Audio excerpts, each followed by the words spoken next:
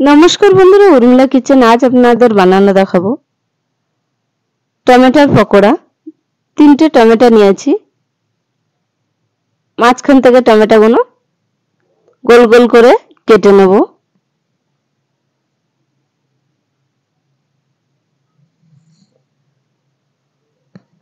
টমেটোগুলো কাটা হয়ে গেছে। একটা পাত্রে নিলাম। 1 চামচ বেসন দিলাম। 1 চামচ চালের গুঁড়ি দিয়ে দিলাম। স্বাদ মতো লবণ দিলাম। হাফ চামচ ঝালের গুঁড়ো দিলাম। হলুদ গুঁড়ো দিলাম। জিরে গুঁড়ো হাফ চামচ দিলাম। কালো জিরে দিয়ে দিলাম।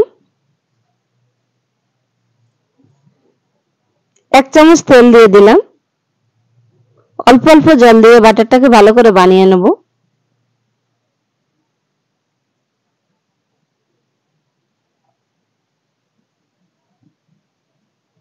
ব্যাটারটা ভালো করে বানানো হয়ে গেছে।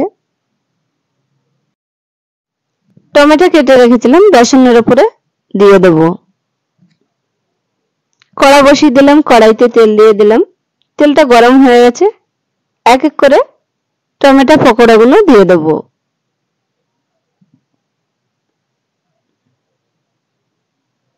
এক পিঠ করে ভাজা হয়ে গেছে, উল্টে আরেক পিঠ ভেজে নেব। আপনারা চাইলে টমেটো পকোড়া বানিয়ে খেতে পারেন, খুব ভালো লাগে খেতে।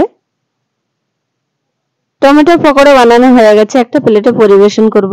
আপনাদের ভালো লাগলে কমেন্ট, শেয়ার, লাইক, সাবস্ক্রাইব করবেন। আপনারা ভালো থাকবেন, সুস্থ থাকবেন।